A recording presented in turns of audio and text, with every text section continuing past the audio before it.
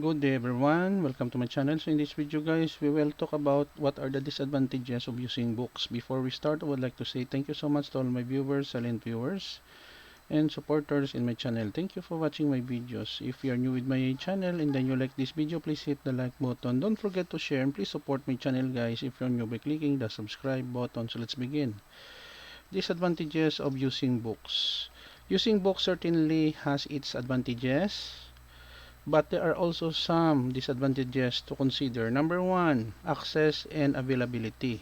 Books may not always be readily accessible, especially if you need them urgently or if they are out of print. Access can be limited by geographic location or financial constraints.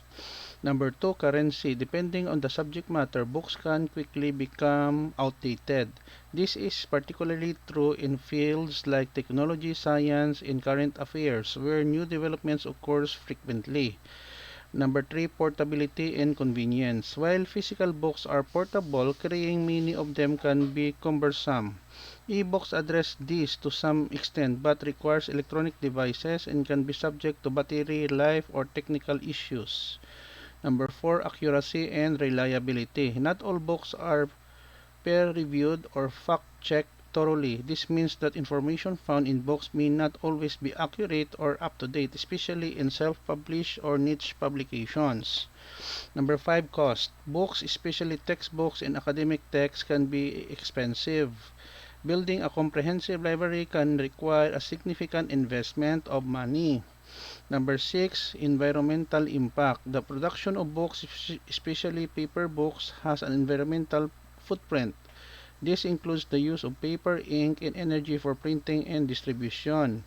Number seven, limited interactivity. Books are typically static and one-directional in their communication. They don't allow for interactive learning experiences or immediate feedback that digital media or online resources can provide. Number eight, storage and organization. Managing a large collection of physical books can be challenging in terms of storage space and organization, whereas digital books can cluster devices if not managed properly. Number nine, single medium. Books primarily engage one sense sight.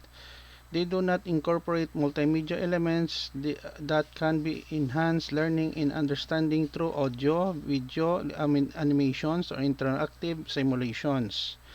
And lastly, we have also here copyright and permissions. Using content from books, especially for educational or commercial purposes, may require permission or licensing agreements, which can add complexity and cost. Despite these disadvantages, books remain valuable sources of knowledge and entertainment, offering depth and context that other mediums may not provide. Okay guys, so this is the end of my report on what are the disadvantages of using books. Thank you so much for watching.